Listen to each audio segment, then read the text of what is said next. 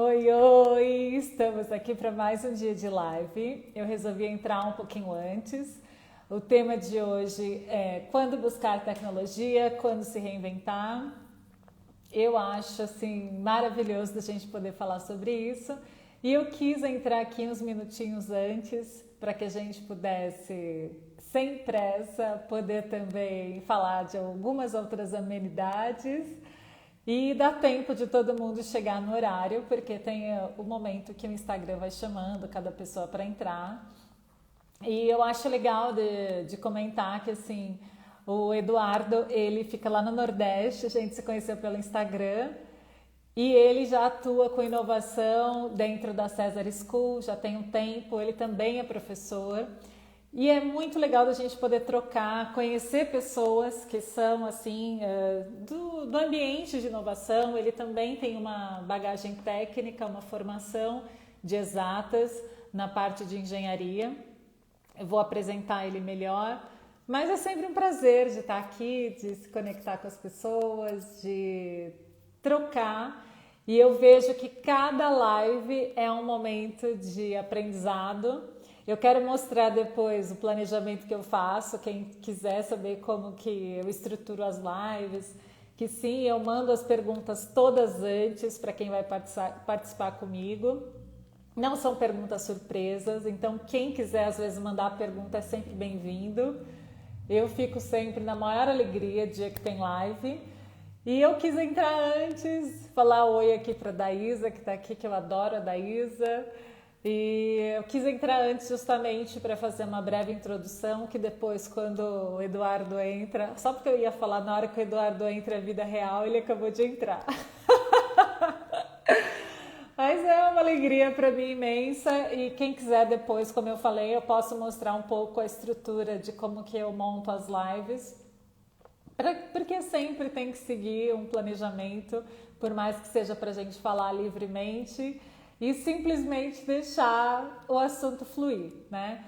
Ó, o Eduardo tá dando tchau aqui, falando oi. O Eduardo é super bonitinho, super pontual. Ele tá lá no Nordeste, como eu falei. Eu já vou ir colocando ele aqui, porque ele também tá participando de várias empresas, mas sempre acho que no YouTube. E aí, deu Oi, certo, olha Flávia, tudo aí. bom? Boa noite. Tudo bem, que bom que deu certo. Primeira live no Instagram, aí ó, É tirou a de primeira no letra. Instagram, é. É, eu tava falando aqui que você faz live com os grandes, tava fazendo mais em outras plataformas, acho que no YouTube, mas é a primeira vez aqui, quero te agradecer. Eu tenho uma admiração imensa por você e quero que todo mundo também conheça um pouco do seu conhecimento, de tudo que você faz. Então, eu vou te apresentar brevemente e você pode complementar, porque eu sei que você tem muito a agregar relacionado a esse tema de quando buscar tecnologia, quando se reinventar. Eu vou fixar aqui o comentário para a gente deixar aqui o tema e aí eu fixo, que aí quem entrar depois já sabe que esse é o assunto que a gente está falando aqui. Pronto. Então, para quem não conhece o Eduardo, eu falei um pouquinho que você fica lá no Nordeste, tem um sotaque maravilhoso que eu amo, e ele trabalha na César School. E ele também é colunista no MIT, tem uma bagagem muito legal técnica na parte de engenharia e vários soft skills na parte de negócios, na parte de entendimento da necessidade do consumidor, design. Então eu vou amar que a gente se conecte. Tem mais alguma coisa que você quer se apresentar, Eduardo? Não, o pessoal recomenda que eu não faça isso, mas eu sempre começo a dizer que eu sou engenheiro. Engenheiro de formação, fiz eletrônica, 87, eu me graduei, foi de 82 a 87. Então, eu até faço isso porque tudo que eu disser de errado foi em função dessa formação, tá? Ah! Brincadeiras à parte, adoro ser engenheiro, mas ao longo desse tempo, né, de 87 até agora, a gente aprendeu ou adquiriu outros conhecimentos também, que são extremamente importantes para adaptação, para inovação. Né? Então, prazer estar aqui, muito obrigado pelo convite Eu espero que a gente tenha uma sessão aqui bastante interativa, com muita troca aí com o pessoal que vai estar escutando a gente também. Deixa eu só perguntar uma coisa. Eu acho que a Daísa é super novinha. Coloca que ano que você nasceu, Daísa, só para eu lembrar, porque é muito legal da gente fazer essas pontes. E uma das nossas perguntas a gente vai falar aqui também da importância de ter quem é mais jovem dentro desse processo de mudança das empresas. E para quem não me conhece, né, porque às vezes pode ter alguém também que depois ouça essa live que ainda não me conhece, eu sou Flávia Fonseca, especialista em adaptação de negócios para novas realidades, e eu fico muito feliz de estar aqui fazendo esse trabalho junto com pessoas como Eduardo, que sim, é técnico, mas tem um montão de coisa que não é técnica e que pode ajudar a gente a se reinventar. Aí, a Daísa falou que ela é de 95. Pois é, ela se percebeu como gente e a internet já estava aí mais do que difundida, né? Então, é uma outra Então. geração. Por Eu isso que sou eu de fiz antes disso, questão. bem antes. Eu fosse 65, viu, Daísa? E Mas eu eu também vi sou a de internet antes. começar, então mudou muita É. coisa, mudou muita coisa. Mas é muito legal da gente estar assim, com várias gerações. Eu sou de 81, então também tem bastante diferença. Cada geração a gente vai ali vendo que todo mundo também vai precisar se adaptar, se reinventar, vai precisar aprender com o outro, e é isso que a gente quer fazer aqui. Então, eu vou deixar aqui algumas perguntas e antes de começar, eu quero já recomendar aqui para que a gente consiga aproveitar melhor. Acho legal de pegar alguma coisa para anotar para quem estiver assistindo. E eu queria pedir um favor de que essas anotações depois fossem compartilhadas e marcassem eu e o Eduardo, que a gente vai amar saber o que vocês tiraram de loucuras, de ideias aí desse nosso papo aqui. Então, a primeira pergunta que eu queria fazer é que, assim, Eduardo, a busca muitas vezes é por tecnologia, mas é preciso muito mais do que isso. Como que o empreendedor ou empresário percebe o que ele precisa, já que esse é o tema da nossa live? Quando buscar tecnologia e quando que ele precisa de algo além disso? O empreendedor normalmente ele demora para perceber o que ele quer, né? O que ele precisa. Peter Drucker falava dos fundamentos do negócio. Né? Todo negócio tem um fundamento. Né?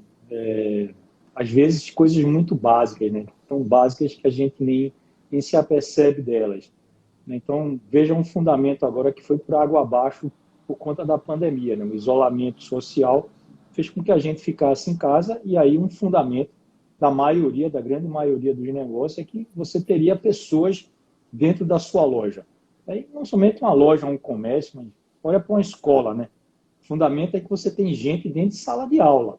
Né? E tem que ter muita gente, porque se tiver pouca gente, aquela, não tem rentabilidade ali na sala de aula. Não tem aula, né? Não vai ter Então, aula. exatamente. O empreendedor, muitas vezes, ele está dentro de um contexto e ele não se apercebe quando esse contexto muda. Esse contexto faz parte do fundamento do negócio dele.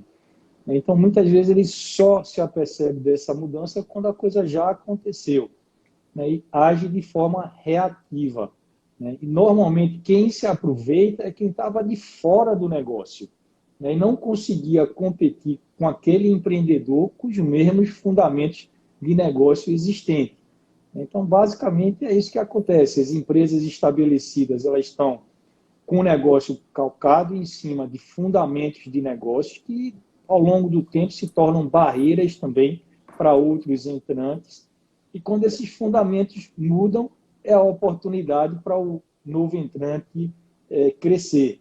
A gente pode até comparar nessa brincadeira aqui de pandemia, isolamento social, companhia aérea com Zoom ou com Instagram, como a gente está fazendo agora. Né? Por exemplo, viajava toda semana para São Paulo. São Paulo a maioria das vezes, às vezes Rio, às Uhum. vezes Brasília, mas toda semana eu saía de Recife. Só tinha uma regra, né, que era estar aqui na segunda-feira e na sexta-feira. Então, normalmente na segunda noite eu estava viajando, na quinta noite eu estava voltando. Porque aí Uhum. pega sexta, sábado, domingo, final de semana tem que ter praia, né, segunda-feira de volta no trabalho aqui no César. Então, esse era uma regra de negócio. A gente precisava encontrar pessoas, né? Um fundamento aí que a gente tinha aí. A forma Sim. de encontrar pessoas era passagem aérea. Para quem está aqui no Nordeste, grande parte dos negócios que a gente faz no Brasil inteiro, o centro é São Paulo. São Paulo é 40% do país em termos de população, em termos de PIB. Então, você tem uma concentração de riqueza muito grande aí. Você tem que ir para São Paulo, independente se você está da região que você tiver, principalmente aqui no Nordeste também.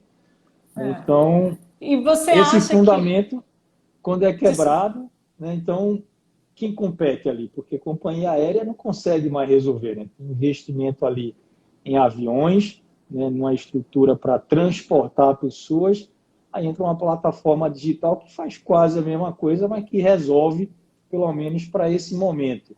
a gente O Zoom viaja pela cresceu, internet agora, né? viaja pela internet. O Zoom cresceu, sei lá, mais de 100% nos 3 primeiros meses da pandemia. Eu não tenho um número exato, não, mas foi mais de 100%.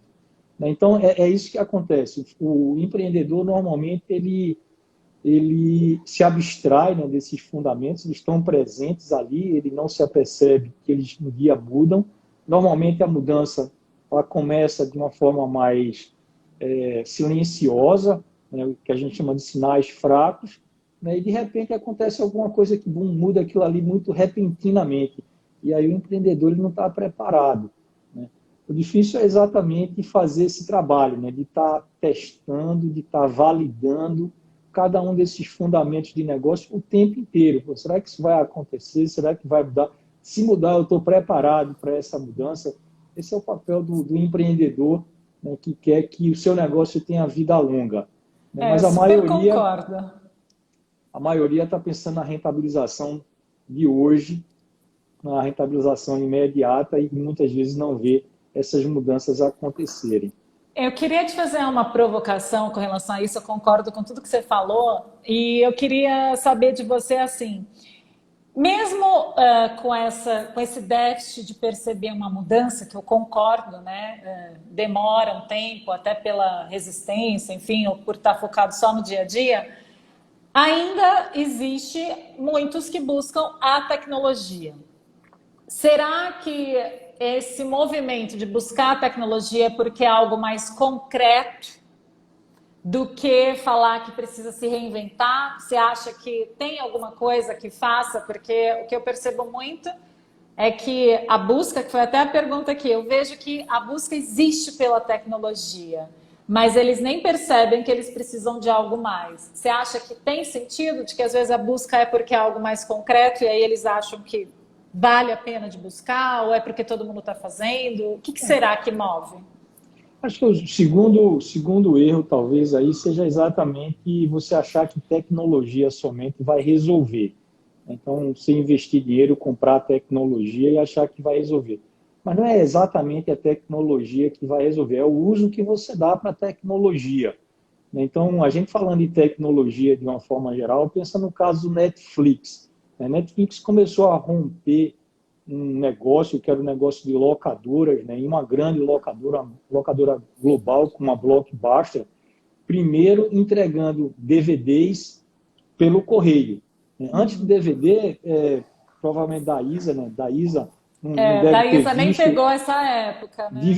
tinha uma coisa chamada VHS, fita VHS, uma fita mais ou menos desse tamanho aqui, ó, né, e dessa largura. Né? Então, a gente começou a ver vídeo, assim, alocar vídeo, né?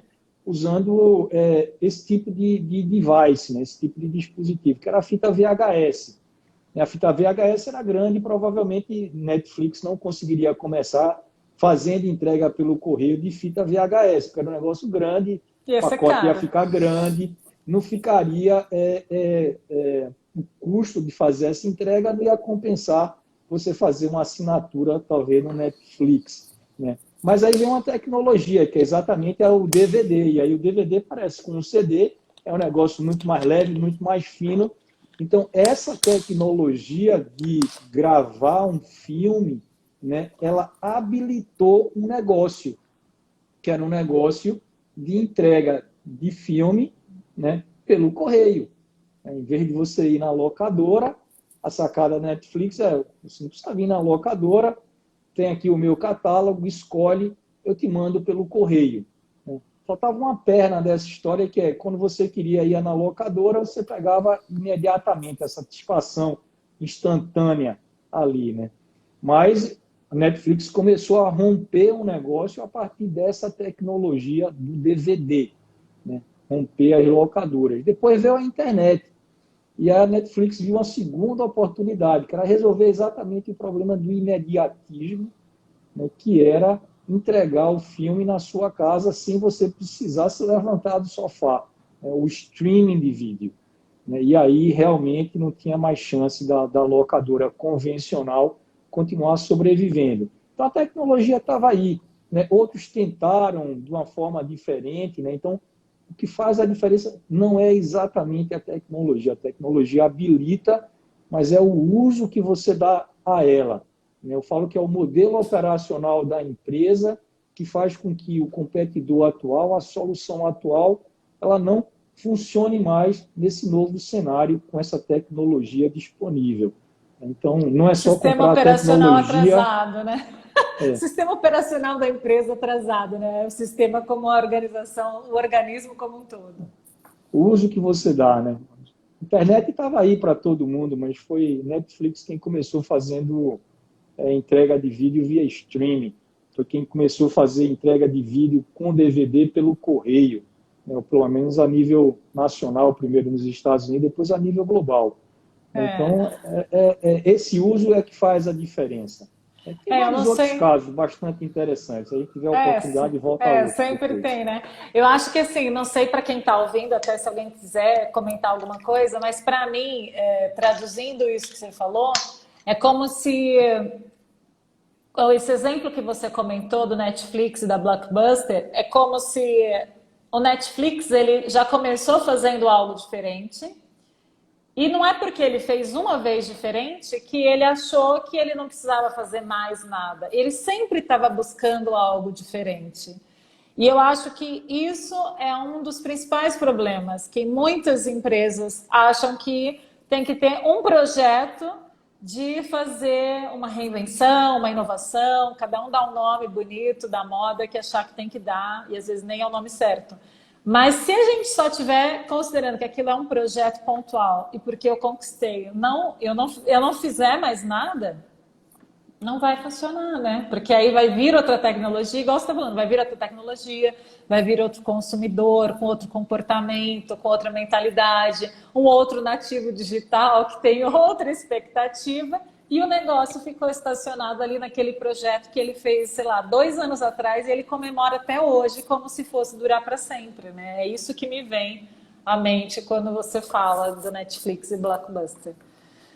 Exatamente. A gente está num momento onde as mudanças elas são muito rápidas, né? Essas tecnologias elas habilitaram que a competição surja de qualquer lugar. Tem empresas valiosíssimas hoje que o investimento inicial foi quase nada. Pensa no Facebook, uma garotada dentro de um quarto, de um dormitório de faculdade fazendo programação. Qual foi o custo inicial de montar o Facebook? Né? Algumas cervejas, talvez, tá certo? É, a A gente vê uma rebeldia, coisa... o custo foi assim, olha, É, o esforço da rebeldia, né? Só. quase como uma brincadeira, e era uma brincadeira para fazer match, né? Você votar em. Eu me lembro lá atrás, né?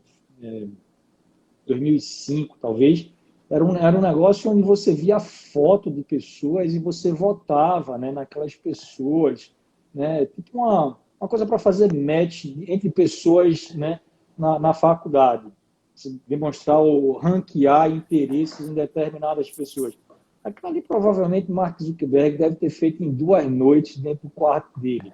Tá? Não tinha nenhuma complicação. Até ali, não tinha nenhuma complicação do ponto de vista de programação. Né? Mas essa tecnologia, ela habilitou que, a partir dali, uma empresa bilionária fosse construída. A mesma coisa com o Instagram hoje. É um investimento, pelo menos o investimento inicial para você criar um novo negócio, ele é muito baixo.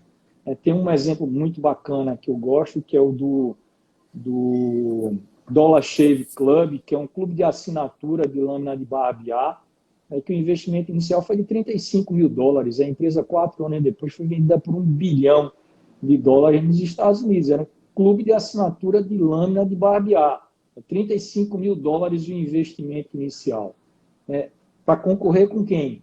Com Gillette, uma empresa centenária, com mais de 85% do market share de lâmina de barbear nos Estados Unidos, mas com um modelo operacional baseado em fábrica, em P&D, completamente diferente de um clube de assinatura, que você precisa de um site na internet, você precisa ter parceiros para fabricar a lâmina, parceiros para entregar a lâmina e um mecanismo, um algoritmo que vai aprendendo com o tempo como identificar novos consumidores e manter aqueles consumidores satisfeitos. Então, a coisa mudou muito aí. Acho que a gente tem vários exemplos, né? Se a gente for ver, a gente tem vários exemplos até aqui no Brasil que as pessoas se conectam muito. O próprio WhatsApp começou foi com empréstimo, né, que eles tiveram que fazer no banco. Então, assim, capital zero, pegou um empréstimo devendo. Então, assim, eles começaram devendo, né? E apostaram e deu certo e, assim, cresceu horrores. Então, a gente tem vários exemplos e é sempre bom da gente lembrar que, assim, quem começou sempre começou pequeno. Eu gosto de dizer que toda grande empresa foi pequena um dia. E nisso a gente... Mas Flávia, tem uma mudança fundamental aí com relação à tecnologia. Até 2000 e pouco, né, quando você ia começar uma startup, você tinha que ter uma rodada de investimento no começo, grande, para poder montar o seu time de TI e o seu parque de tecnologia da informação, comprar servidores, comprar rede, estrutura, né? Estrutura. E aí, com a entrada da AWS, né, a nuvem, a cloud, você começou a fazer essa compra sob demanda. Então, você só gastar pelo que você usar. Então, isso baixou o custo, né, de começar um negócio digital enormemente. E é por isso que acelerou a chegada de novas startups. O custo, a tecnologia ela barateou demais. Tem muito mais gente capaz de utilizar essa tecnologia. Então, a tecnologia hoje ela é utilizada para mudar modelos operacionais de negócios existentes e aí você provoca uma competição com o negócio existente que ele não consegue superar. Esse é o nome do jogo agora. É bem verdade isso mesmo, porque cada dia você pode saber que alguém, né, tá fazendo um trabalho parecido com o que você faz, só que de um jeito diferente. Começou agora, mas ele já é um competidor, um concorrente seu e também merece atenção. E só fazer um comentário, eu acho que eu lembrei agora que eu achei muito legal o McDonald's falando até nesse momento de pandemia, que ele, lógico, avalia os concorrentes dele. E aí todo mundo pensa assim, concorrente do McDonald's, alguma grande rede, sei lá, Burger King, alguma outra coisa assim. E aí, acho que era o CIO lá do McDonald's, foi e falou, não, olha, quem ele identifica como concorrente que ele se preocupa? O carrinho que vende cachorro-quente na rua, porque a comida que o McDonald's oferece é uma refeição rápida e é um fast food, né? O nome já diz. Então, quem oferece fast food? O cachorro-quente, isso, aquilo, o ambulante vendendo uma carne louca, um churrasco grego na rua. Todas essas coisas são opções que a pessoa pode ter. Ou vou comer aquilo ou isso. E aí começa a ver. A concorrência não é só quem você às vezes enxerga, né? E ainda falando no ramo da internet, então, nossa senhora, cresce absurdamente. E aí eu queria te fazer uma pergunta. Pode falar. Não, exatamente. Com a internet, a forma de competir e os paradigmas, digamos assim, de competição, eles mudaram completamente, né? A competição ela não é mais setorizada. Mas eu estou olhando para McDonald's, Burger King, não. Tem outros competidores que muitas vezes você não está nem vendo, né? Quando a gente fala, por exemplo, de saúde agora com telemedicina, imagina só, um médico na cidade de São Paulo está competindo com outro na cidade de Manaus. Né? E a educação também, que é onde você atua. Até também. Todos esses vídeos, essas coisas que a gente faz, muito mais agora, é uma competição para o ambiente escolar, porque a gente pode aprender de N formas, com N pessoas, e até mesmo você já falou uma frase que eu amei, que hoje a gente aprende com muita gente e não necessariamente a gente busca que a pessoa tenha um título para achar que a gente pode aprender com ela, né? Então é mais um exemplo até do que você já falou e eu guardei para mim. Deixa eu É só te verdade. fazer. É, Tem muita gente que aprendeu e sabe muito computação porque começou como um hobby, né? As pessoas mais antigas que se interessaram por computação lá atrás começaram com um brinquedo na mão, literalmente. Meu primeiro computador foi um TK, acho que era TK-95 o nome, não me lembro mais, 14K de memória, então era um brinquedo, não dá para fazer muita coisa. Né? E aí você consegue, ou fica mexendo naquilo, consegue extrair coisa daquele brinquedo, né, que de repente vai tomando maiores proporções, aumentando a capacidade de processamento, de armazenamento, e aí você vai conseguindo fazer muito mais coisas com ele. Né? Então, é, tem muita gente no mercado que começou por aí, né, que tem algo equivalente a um título universitário que a gente tem que tirar o chapéu para elas também, porque verdade. existe sim o aprendizado autônomo, né? A pessoa conseguir Autodidata, né? aprender Aprende autodidata, sozinho, isso. né? Aprende sozinho. Não, olha, é super legal isso e eu vejo que assim, tem muitas empresas que elas não são nativas digitais, né? E a gente vê que quem não é nativo digital está sentindo mais dificuldade nesse momento, né? E não se reinventaram. O que você acha, assim, da sua experiência, que essas empresas que não são nativas digitais podem fazer para se atualizar neste momento? Bom, a primeira coisa é entender o problema, né? Não adianta você tentar se reinventar se você não entender o problema. E costuma dizer, inclusive, que a principal arma, digamos assim, para a sobrevivência hoje de um negócio é conhecimento. A gente está na era do conhecimento, a principal arma é o conhecimento.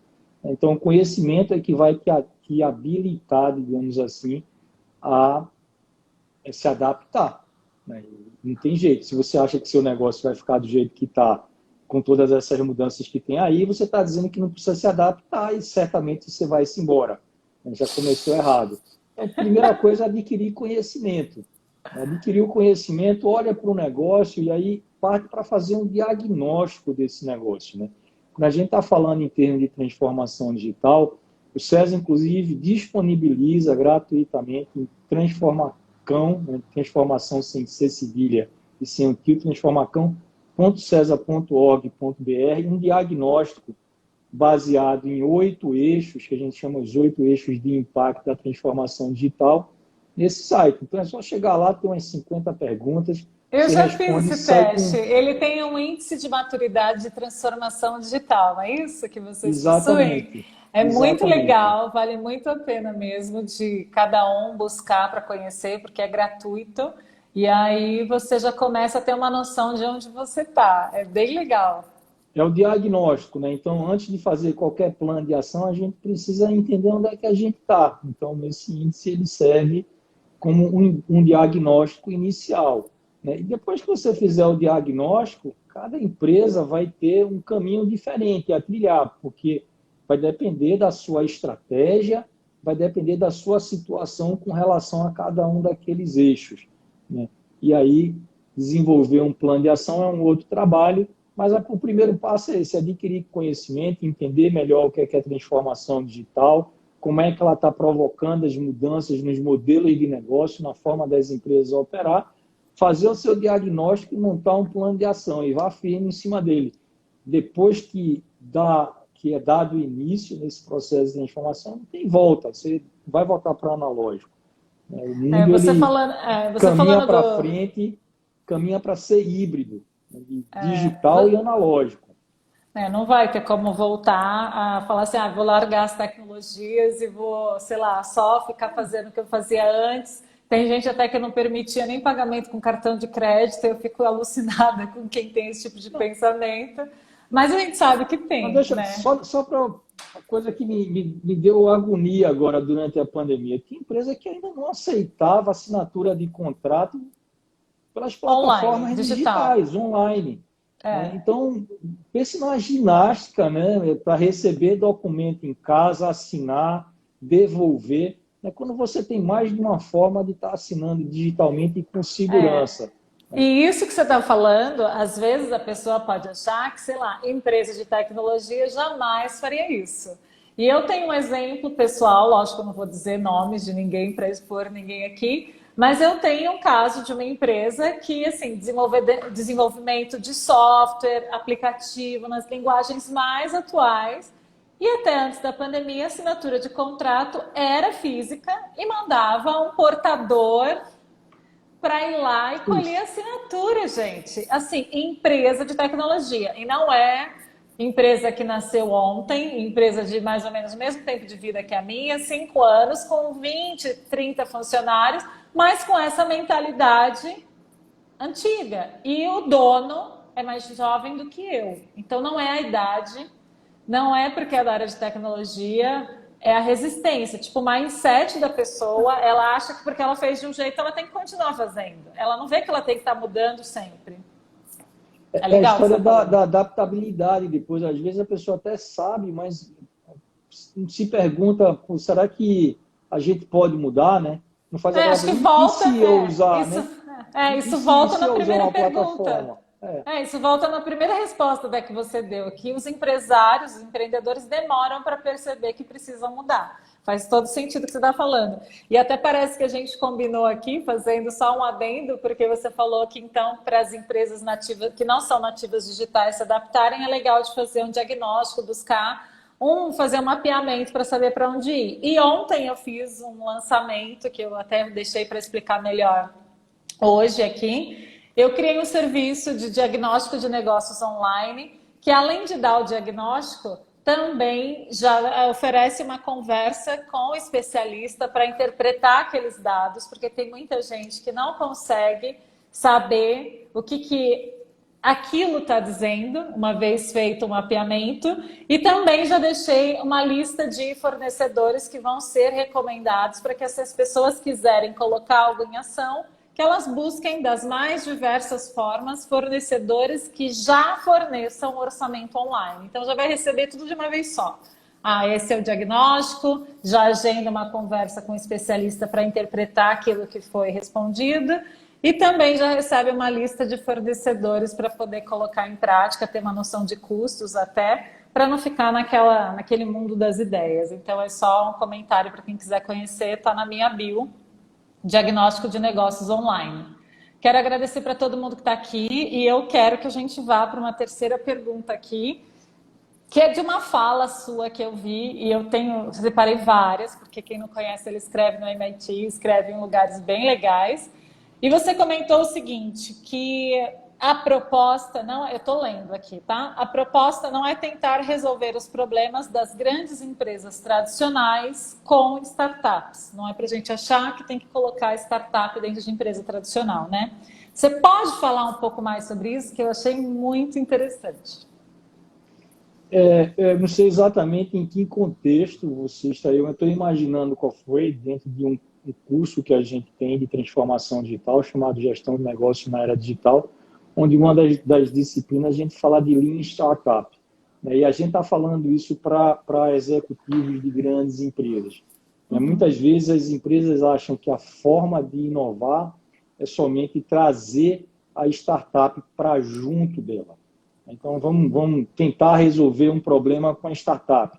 A startup é baratinha, os meninos só comem pizza de noite e tal. Né? Não funciona. Certo? Muitos desses programas eles dão errado exatamente porque a grande empresa ela não consegue interagir com a startup. Então, é um dos assuntos que a gente aborda nesse curso. Né? Como é que a gente faz para que esse relacionamento dê certo? Né? Imagina só, a startup normalmente ela não tem grana para ter fluxo de caixa. Né? E às vezes a grande empresa fala assim, não, beleza, eu gostei do teu produto, do teu protótipo, né? Agora fabrica 10 mil para mim, não tá? Tem escala, entrega no mês que vem, tá? E eu vou te pagar depois que você entregar com 90 dias. Aí, tá, beleza. E como é que eu vou arrumar grana para produzir e depois para me manter por mais 90 dias até começar a receber. Né? Então, tem muita sincronia, né, de informação e de como o mercado funciona entre uma grande empresa e uma startup. Né? Para que a relação funcione, né, a grande empresa ela precisa entender como uma startup funciona e tentar se adaptar ou se moldar também às necessidades da startup. Né? Uma vez a gente convidou o Flávio Pripas, né, para uma aula que a gente tinha lá no Gened, nesse fórum, né, para discutir grandes empresas e startups, e ele contou a história lá do Cubo. Né? Depois de 2 anos lá no Cubo, o Flávio foi um dos fundadores lá do Cubo, depois de 2 anos foram cobrar dele porque que nenhuma empresa que estava no Cubo ainda não se relacionava com o Itaú. Né? Ele falou, fácil, a resposta é muito fácil, porque eles pedem 50 documentos, né, para as empresas, e entre eles balanço dos últimos 5 anos, dos últimos 10 Ai, anos. gente! Né? Então, Nossa, imagina, a startup tem parece que um a ano e gente meio, como é que combinou. tem balanço de 5 anos? Né? Mas veja a importância também dessa provocação, dessa interação, porque a grande empresa ela só vai se aperceber do que ela está fazendo no momento que ela tem a necessidade. Então, isso desperta alguma coisa lá, fala assim, realmente, se a gente quer realmente trabalhar com startup, é necessário que a gente trabalhe, porque eles fazem uso de tecnologia que facilita algum processo, reduz algum custo, a gente também tem que se readaptar, a gente tem que se renovar. Né? E, segundo ele, depois de um tempo, a quantidade de documentos reduziu bastante e, no caso das empresas que estavam no Cubo, elas eram imediatamente aceitas sem nenhuma comprovação, porque já existia uma certa seleção para fazer elas entrarem no Cubo. Deixa eu só Então, fazer um comentário. Parece que a gente combinou, porque eu trabalhei no Itaú. Foi a última empresa que eu trabalhei antes de montar meu negócio. Você está falando, eu tô assim, que realização! Eu não falo tanto porque fica não muito ético às vezes, né? Mas, gente, aquele ambiente me sugava, porque você fica assim, meu Deus do céu, a mentalidade, a cultura é muito forte e não adianta só, sei lá, ter capital, né, que lá no banco não falta, mas o comportamento ser distante de qualquer coisa relacionada à inovação, a novas práticas, né, coisas mais atuais. Exigir milhões de coisas, como você está falando, milhões de documentos, assim, fluxo de caixa, balancete, devem ter exigido tudo da contabilidade. Coitada das startups, nunca poderiam mostrar nada, né, apresentar para serem aceitas. Então, obrigada por ter trazido esse exemplo. Mas veja que eles estão exercendo uma capacidade de reinvenção no momento que eles criam um cubo, né, no momento que eles partem para escutar as startups que estão lá. Então, eles estão aprendendo a dançar também. Né? Tem um livro muito bom da transformação na IBM, né, que foi anterior a essa história de transformação digital. A IBM saiu de uma empresa de hardware para uma empresa de serviço, vendia mainframe, virou depois uma empresa de serviço. Né? E tem o CEO que fez esse processo, Os Elefantes Também Dançam, é o nome do livro. É muito bom, vale a pena, e eu acho que se aplica nesse caso. Né? Grandes bancos, eles, pela pressão que existe agora do ecossistema, das fintechs, e até por conta das mudanças que estão sendo provocadas pelo próprio Banco Central, com o Pix, com o Open Bank, eles estão se preparando, estão investindo muito para poder entrar nesse processo de reinvenção. Né? Então, claro, com o tempo a gente envelhece, mas o importante é se readaptar. Não, achei ótimo o que você falou, e aqui só recapitulando então o fechamento dessa resposta, de que não é só trazer startup para dentro da grande empresa ou para dentro de qualquer empresa, não é só você, sei lá, dar a mão e achar que já está resolvido, porque precisa de muito mais. Tem gente que acha que às vezes pode deixar a startup ali como se fosse num quintal, num puxadinho, e quando ela quiser achar que está inovando, ela vai lá. E tem também situações de empresas que criam nichos, que às vezes são áreas. Ali é a área de inovação.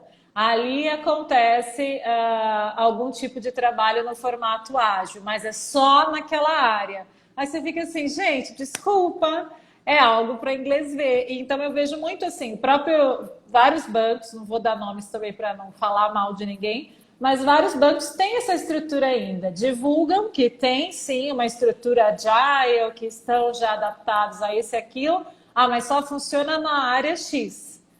É a mesma coisa de ter uma startup e deixar ela ali isolada e achar que vai dar certo. Então, obrigada por trazer esses Talvez exemplos. seja até pior, né? Porque você contrata um monte de pessoas, gera uma certa expectativa e, como elas estão isoladas do processo da organização, elas terminam se frustrando. Elas podem vir com grandes ideias, construir bons protótipos, né? Ter alguma coisa que realmente poderia ter algum sucesso fora da empresa e aí ela não encontra espaço dentro da empresa, termina saindo. Muitas das startups de tecnologia nos Estados Unidos elas foram consequência disso. O empreendedor, ou o intraempreendedor, na época que começou a ter ideia, não encontrou espaço para desenvolver o que ele estava imaginando dentro da empresa. Então, ele sai, funda uma startup e concorre com aquela empresa com a qual ele estava trabalhando. É simples assim.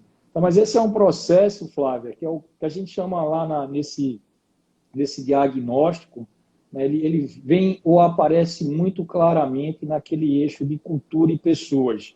Você não faz um processo de mudança sem mudar a cultura da organização como um todo, né? E colocar uma área específica, essa aqui é a área de inovação. Está ali o aquário, né? Podem ver, mas não cheguem muito perto, né? Vejam de Eles são longe. estranhos, eles são O estranhos. pessoal vem de bermuda, tal, cabelo meio arrepiado, tal, né? Não funciona. Claro que não funciona, porque você não está mexendo na cultura da empresa, você não está tentando mudar a empresa a partir dali. Você está tentando somente, não sei, fazer algum tipo de demonstração, né? Satisfazer alguma É KPI da status. empresa.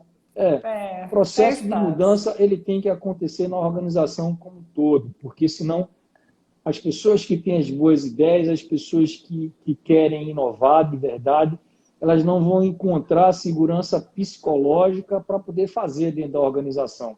Elas terminam saindo ou sendo demitidas também, porque às vezes elas incomodam tanto, né, que o pessoal fala, sistema, né, é um vírus que acabou de entrar no corpo, né, vamos expelir aqui. Puf. É bem verdade, né? E isso também tem a ver com um negócio que até eu comecei a falar mais essa semana, de que se a gente tem por perto pessoas medianas, eu vi isso num livro, depois eu posso aí até deixar como referência, de que se você tem só por perto pessoas medianas, o seu resultado vai ser mediano. Então, se você tem alguém que incomoda, porque ele não é o mediano que está ali dentro do que a empresa espera, ele tende a ser demitido, né? Mesmo que ele seja um bom funcionário e ele seja o inovador e aquela estrutura seja atrasada. Então, é excelente o que você está falando. E eu queria entrar aqui numa outra pergunta, que eu até estou na dúvida aqui que a gente vai ter que escolher uma pergunta que o tempo aqui não deixa a gente falar tanto. Mas eu queria que você falasse sobre uma colocação sua que é sobre a necessidade de pessoas e organização, já que a gente está entrando aqui no tema de cultura, que você comenta sobre a necessidade de inserirmos jovens, né, que já nasceram digitais, como a Daísa, né, aí que nasceu em 95. Então você fala de trazer esses jovens nativos digitais, né, para trazer mais facilidade na transformação digital.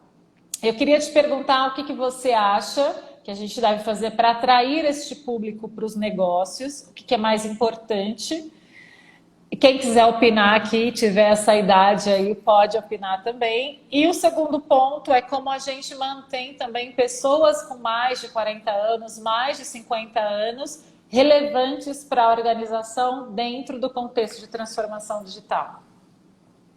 Legal. Vê bem, uma coisa importante na inovação não é exatamente somente o público jovem. Né? A gente está falando de transformação digital, o legal é esse público, porque esse público nasceu e o mundo já era diferente quando eles nasceram. Então, ele não tem nenhum apego ao mundo como era no passado.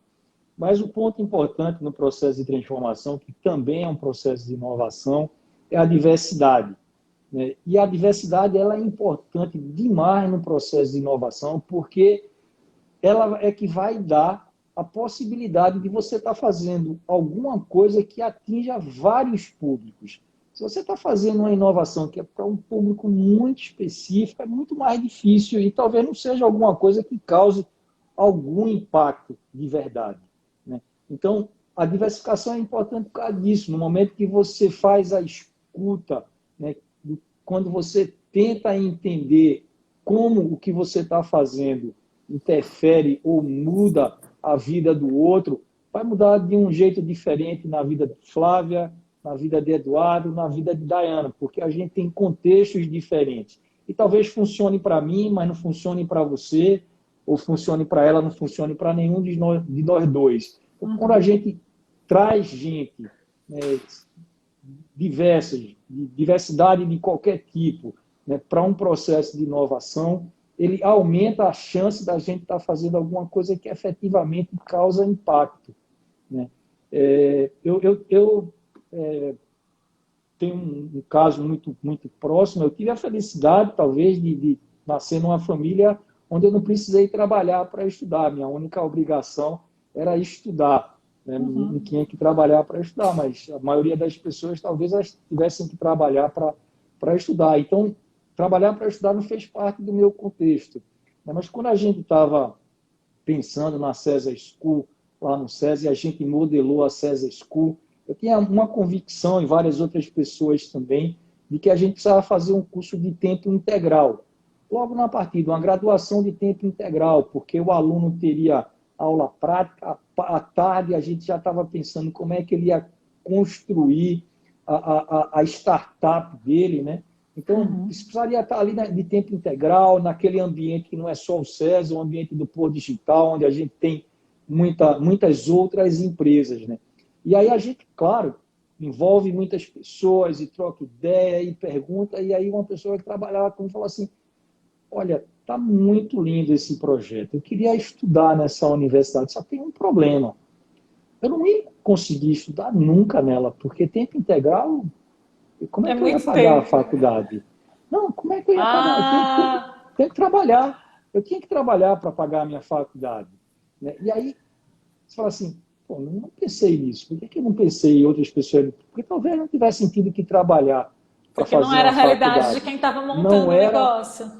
não era a realidade de quem estava montando o negócio. Então, a diversidade é importante por isso, né? É porque a gente aumenta a escuta sobre o que a gente está fazendo de diferentes pessoas, de diferentes realidades. E quando a gente traz solução para mais pessoas, para uma maior diversidade, a gente tem uma chance muito maior de acertar.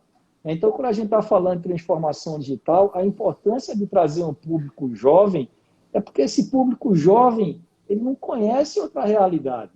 Você vai ter que se adaptar a ele, né? E você vai aprender um bocado com ele. Você não imagina, eu tenho gente muito jovem trabalhando com a gente, e eu aprendo com eles todo dia. Espero que eles continuem aprendendo comigo. Eu acho que ainda tem algumas coisas para ensinar.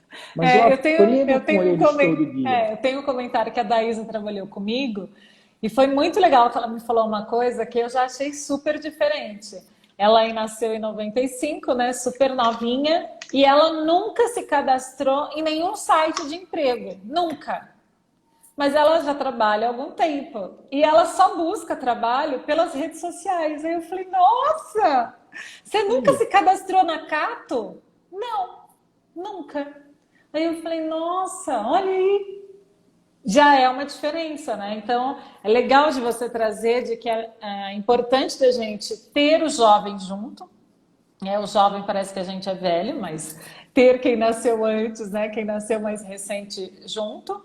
E também lembrar que quem tem mais idade tem também muito a contribuir, porque esse ambiente tem que ser diverso, tanto de idade, de cultura, de opiniões, de experiências, né? E de sexo, Não, enfim, de tantas coisas, gênero, né? uma pessoa da idade dela provavelmente nunca entrou numa agência de banco. Sou capaz de apostar. Diana consegue responder aí. Já entrou numa agência de banco, não? Você Daí, tem se conta você tiver aí, bancária? responde.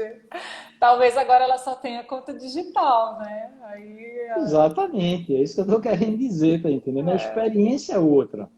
Né? é. A experiência é outra.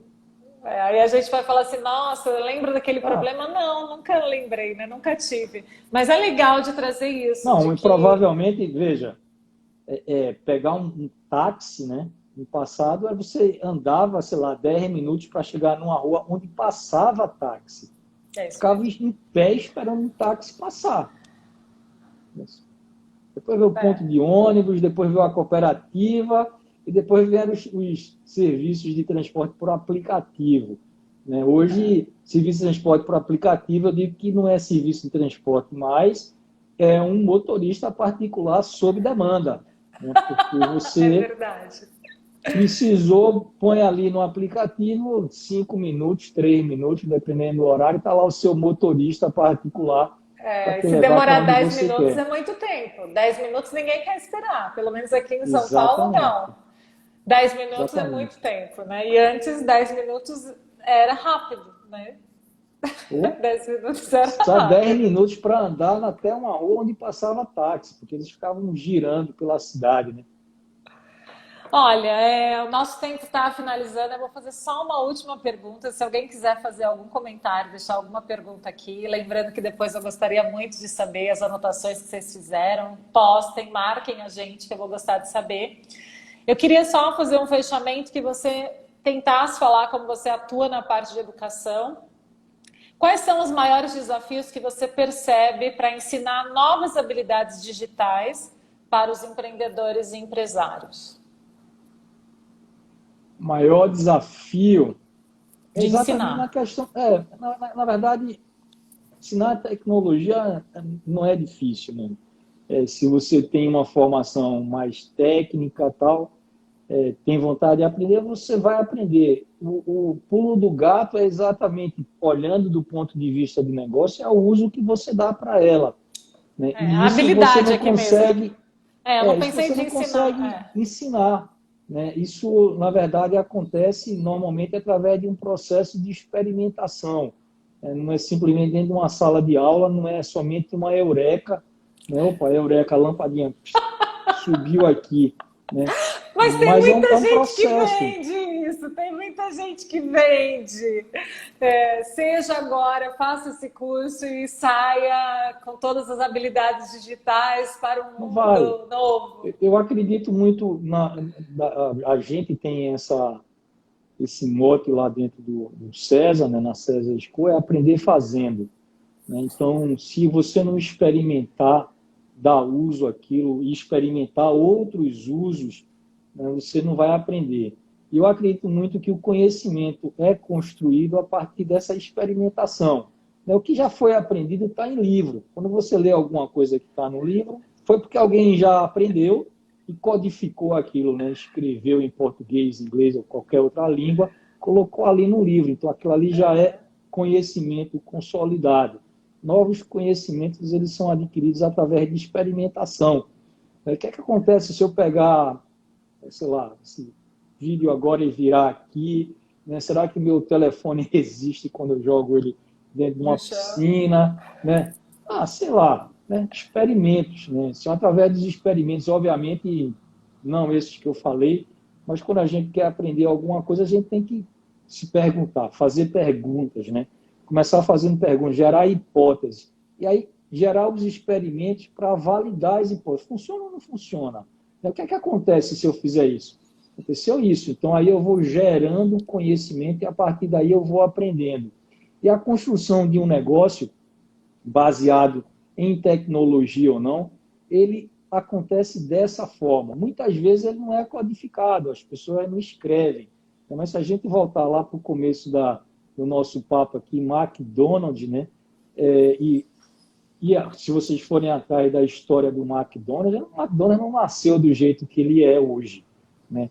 Mas todo o aprendizado que os fundadores iniciais eles tiveram, eles foram codificando. Então, como assar o hambúrguer, a temperatura do forno para colocar o hambúrguer ali. Eu fiz um monte de experimento. O que dá melhor resultado é essa temperatura tanto tempo o hambúrguer no forno nessa temperatura. É isso que os clientes estão apreciando mais. Então, o cara faz experimento até chegar naquele formato de produto ali que é o mais consumido, né? E é através desses experimentos, se eles forem conduzidos de uma forma muito bem feita e sendo codificados, que os negócios evoluem e, eventualmente, eles ganham escala, né? Não é por acaso, né? Por acaso a gente encontra algumas coisas, mas se a gente não anotar e experimentar outras, a gente não evolui, a gente não se adapta. Ai, gente, maravilhoso. Olha, super concordo. Eu queria deixar uma mensagem aqui no final, pegando esse gancho aí de que a gente tem que se reinventar, de que a gente tem que experimentar, de que a gente tem que ir para a prática, não dá para achar que vai vir por osmose, porque leu no livro vai internalizar, né? Vi uma live, já virei inovador. Não funciona assim, mas eu quero deixar uma mensagem final aqui para todo mundo se reinventar, saber como responder a mudanças e que a gente pode contar, vocês podem contar comigo e sempre que precisarem também se conectar com pessoas interessantes como o Eduardo, como a César School, vale muito a pena. Se tiver algum recado que você queira deixar aqui como mensagem final, Eduardo, fica à vontade. Visita a gente lá no site, no www.cesar.org.br, conhece um pouco da nossa história. Quem quiser continuar uma conversa como essa, eu estou muito no LinkedIn. Aqui no Instagram eu coloco mais fotos mais pessoais, tá certo? Família, plantas, que eu gosto de jardim também, é meu hobby. Mas lá no LinkedIn é onde eu coloco posts, é onde eu divulgo um pouco o trabalho que a gente faz com relação a negócios e tecnologia. Então, fiquem à vontade. Será um prazer continuar interagindo com vocês. Obrigada, viu, Eduardo? Foi um prazer imenso para mim falar com você. Quero agradecer a todo mundo que está aqui e a gente se fala logo mais aí, sabendo dos posts que vocês vão fazer, contando como que foi aprender com a gente aqui junto com o Eduardo. Beijo, tchau! Valeu!